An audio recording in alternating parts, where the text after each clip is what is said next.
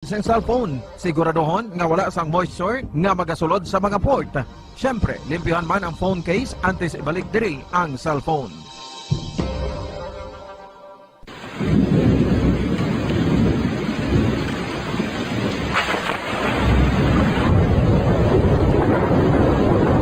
Tiyempo tigululan na naman mga kabombo. Ang ikayong lawas ng tanan aton gid halungan. Gani likawan nga mabasa sa ulan agud makalikaw man sa balatian. Yari ang mga bombo tips sa tiyon sang tig-ululan.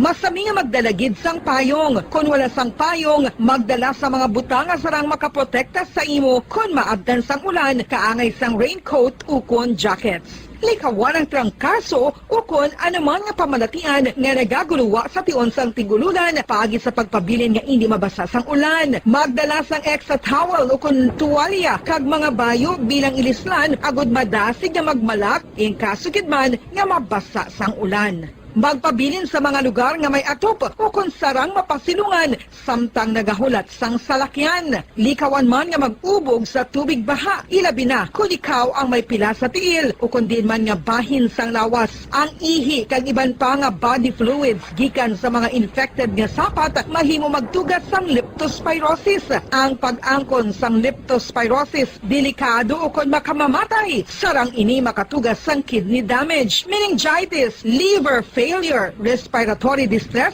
kag ang pinakamalala, ang kamatayon. Kung hindi malikawan nga mag-ubog sa tubig baha, magsuksok sang butas. Mga kabombo, ini pila lamang sa mga panumdum gikan sa Bombo Radio Bacolod sa tion sang tig-ululan. Para sa Pambansang Radyo ng Pilipinas, consistent overall number 1 sa Bacolod, Basta Radio, Bombo!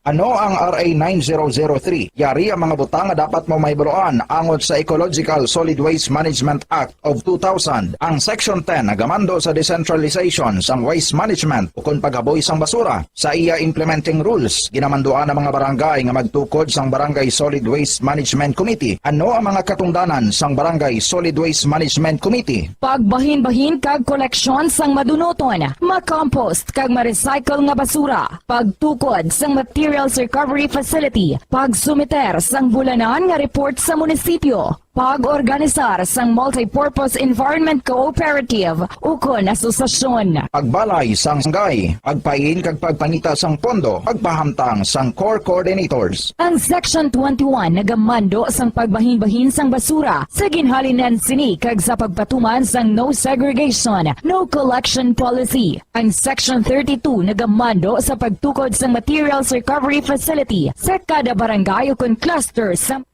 5 dekada nang nagtataguyod ng katotohanan. 5 dekada nang nagtatanggol sa mga mamamayan. Patuloy na nagsasaliksik at mabilis maghatid ng mga balitang siksik at malaman. Patuloy na nangunguna sa mga issue, drama, promo at serbisyo publiko. Ito ang Bombo Radyo Bacolod, ang pambansang radyo ng Pilipinas. Basta Radio Bombo! Bombo Radyo Bacolod. Number 1! Basta Radio Bombo! Oras sa Bombo Radio Philippines Standard Time, 26 minutos na nakaligad sa oras nga, alas 4 saga.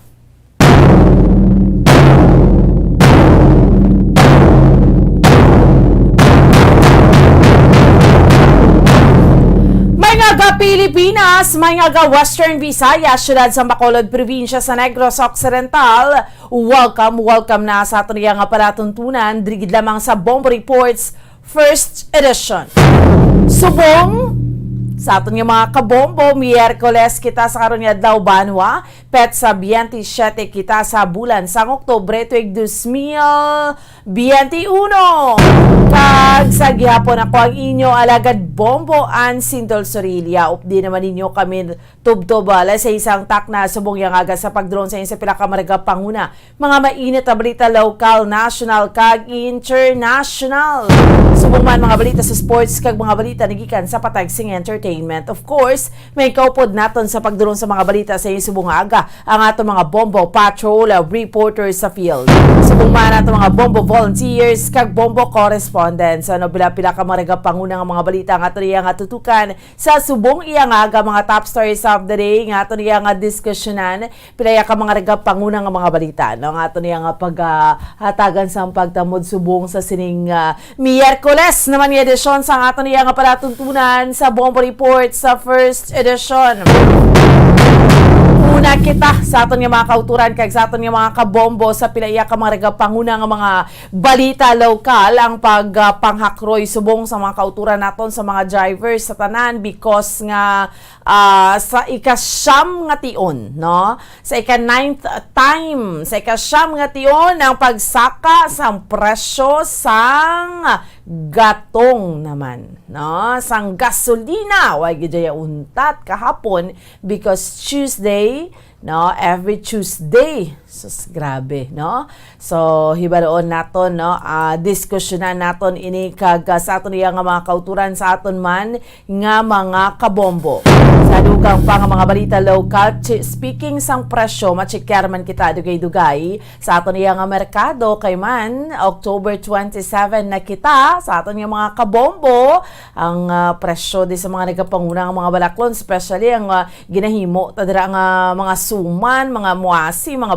bayi no pilit no ibaloon nato na ang presyo sang pilit ang presyo sa mga kalamay ni mga nagapangunang mga balaklon gata kay dumduman nyo last week nag-check kita di subong kay Miyerkules na pet sa 27 na kamustahon ta naman ang presyo sini sa merkado no at subong man sa aton nga mga kabombo sa pila pa ka mga nagapangunang mga balita lokal ang syudad sa Bacolod mayara sang report ang DOH ang tinalikdan nga adlaw nga mayara sang panibag o iyang kaso sang COVID variant bala no ang B11318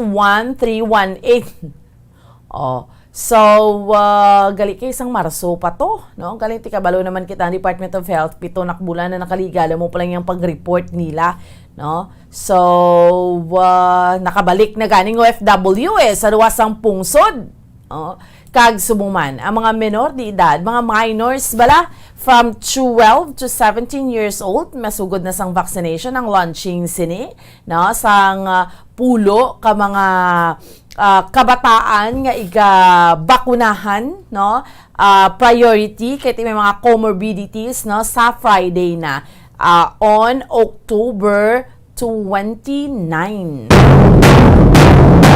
kag subong man sa aton nga mga kauturan kag sa aton nga mga kabombo pila pa ka mga nagapanguna nga mga balita nga aton nga tutukan sa mga balita pungsod non nga aton nga diskusyonan ang ining hiret nga fuel subsidy sa transport sector te subong ginapakigbato gidni ining 1 billion fuel subsidy para sa mga PUV drivers kag operators hindi bastante suno sa transport group samtang sa dugang pa nga mga balita pungsud no ng PNP units nakaalerto versus NPA attacks suno kay PNP Chief Eliazar pila na nga nabakunahan ng mga Filipinos halos 26 million Filipinos fully vaccinated na sa COVID-19 suno iya sa Malacanang at least kag subong man sa dugang pa nga mga balita no ang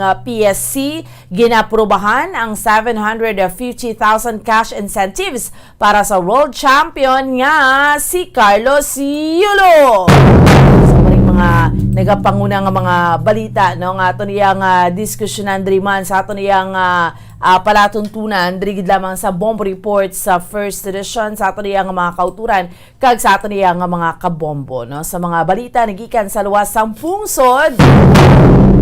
Aton man yang diskusyonan subong yang aga, ang United States, ang Amerika may bag-o nga international travel policy sugod iya sa Nobyembre 2 no. So aton man ina iya nga hibaluon. Amat-amat na gid man nga nagahalog ang tanan sa aton iya nga mga kauturan kag sa aton iya nga mga kabombo no. So subong kung mag-Christmas countdown kita, it's 59 days to go na lang mga kabiran kag Christmas na.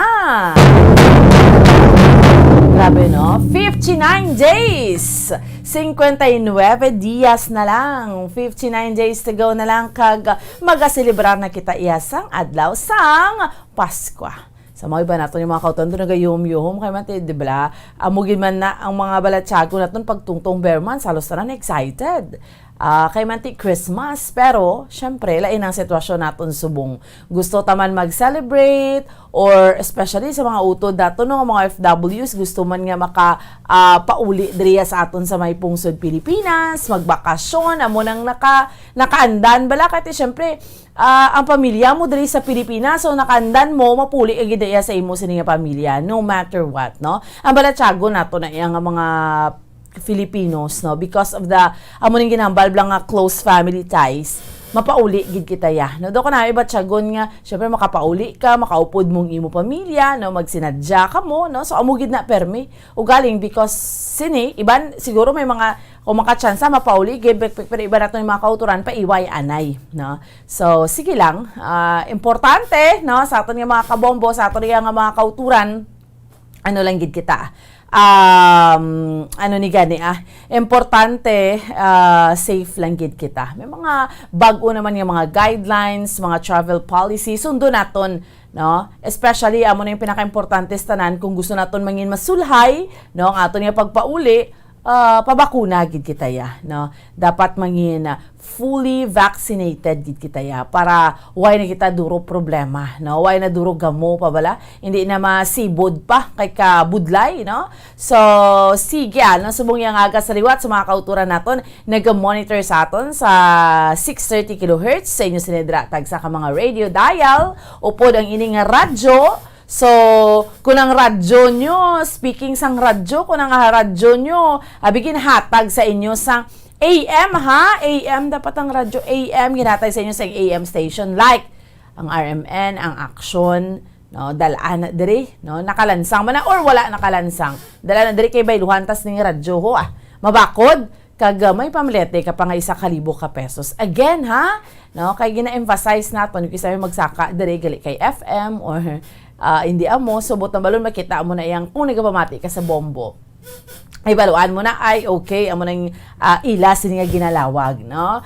Temprano, gini nga pamaskwa para sa inyo, para sa mga kauturan, takay may radyo ka na, may 1,000 ka pesos ka pa. So, din no pa rin pangitaon subong nga tiyempo, no? Amo na yung Bombo Radyo. Ang mga promos natin niya sa Bombo Radyo, why na iya nagakapunaw, no? Yan iba natin yung mga FWs na nag-monitor sa aton sa Facebook man. Iba natin yung mga kauturan, Facebook man ang gina-monitor. Like, hindi ba nabutan sang radyo, no? Sa 630 kHz. Gawapod ka mo sa amon subong sa sa Facebook Live, sa Bombo Radyo Bacolod, sa din mga bayan sa Pilipinas, so sang kalibutan, salamat gid, no? And of course, ano man matabo kay Facebook, may ara kita sa YouTube, so please like and subscribe sa YouTube, no? Naton, YouTube account sa Bombo Radyo Bacolod, please, type mo lang ang Bombo Radyo Bacolod and please like and subscribe, okay? Please like and subscribe. Sige, no? So, sa aton iya nga mga kauturan kag sa aton man nga mga kabombo. Alright, sige, no? Ang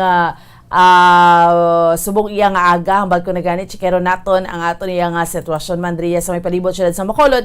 So, kung bugtaw naton, aga pa, no? Temprano pa, ay syempre, may mga obligasyon kita, Miyerkules, kung may mga trabaho kita, mga utod naton iya nga mga remedyo general or mga kauturan naton iya nga kinanglan magmata temprano pa, no? Mga kasabayan ni naton every morning bla ang kaupod naton mga utod ta sa mga market vendors, no? Mga nagapangapi, aga pa, temprano pa, mga kauturan naton nga nagaluto, no? Aga pa, mga kapihan, aga pa nagabulukas, so mga kauturan naton sa mga kaumhan, no?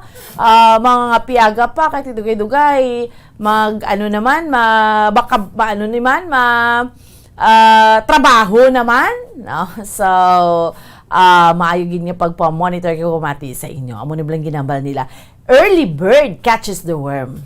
Ha? So, kung temprano ka pa nagamata, temprano ka pa nagabugtaw, damo gid ang magihom mo. Okay? Sige. And of course, sa aton yung mga kabombo, kagaton yung mga ka-Star Nation, pareho na nagamonitor ka mo sa amon, pwede gid ka mo maka-join sa aton iyang nga promo. Hindi natin yung nga promo, kapisan ng kapital mo niya, no? Kung pisan kaya, no? Sa paghimo sa mga entries, kahit amo ning ginambal naton nga sa kaluoy sang Dios kag sa aton pag-inupdanay sa paghalong kag pagsunod sa mga minimum health protocols, amat-amat na nga nagabalik sa normal, di ba? Ang aton nga pangaboy sa pandemya. Although, hindi maging siya normal, pero di kita mo subong kung fully vaccinated ka, makasulod ka naman ganyan sa aton sa Bacolod, sa syudad sa Bacolod nga wala sang RT-PCR test, no? So, dayon na gid ang Paskwa, kag ang masunod nga bombo milyonaryo ang mahibaluan mismo sa adlaw sang Paskwa. That will be on December 25.